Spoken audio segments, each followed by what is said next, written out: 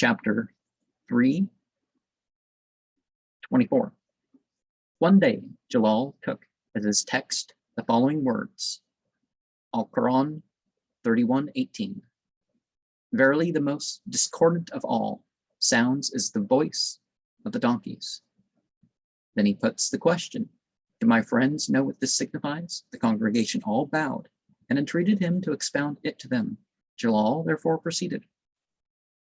All of the brutes have a cry, a lesson, and a doxology, with which they commemorate their maker and provider. Such are the yearning cry of the camel, the roar of the lion, the bleat of the gazelle, the buzz of the fly, the hum of the bee, and so on.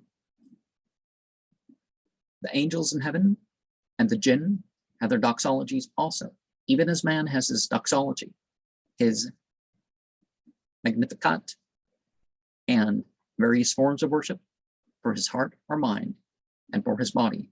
The poor donkey, however, has nothing but his bray. His sounds are the spray on two occasions only, when he desires his female and when he feels hunger. He is the slave of his lust and his gullet. In like manner, if man have not in his heart a doxology for God, a cry and a love, together with a secret and a care in his mind, he is less than a donkey in God's esteem. For he has said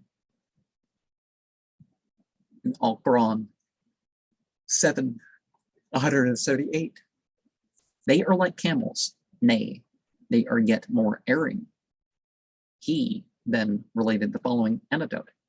In bygone days, there was a monarch who by way of trial requested another sovereign to send him three things, the worst of their several kinds that he could procure, namely the worst article of food, the worst disposition thing, and the worst animal.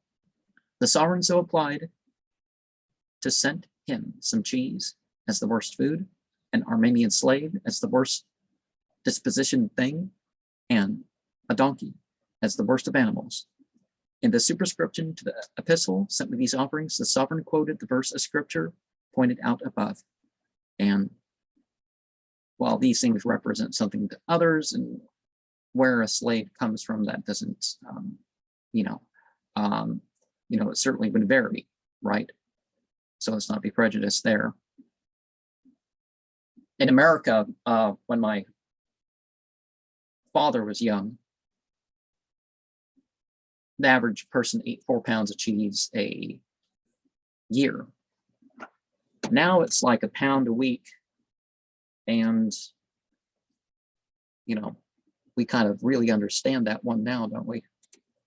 When we look around and see the average woman is size 10, and I don't know what the average size of man is, people overweight all over and unhealthy in different ways all over the place.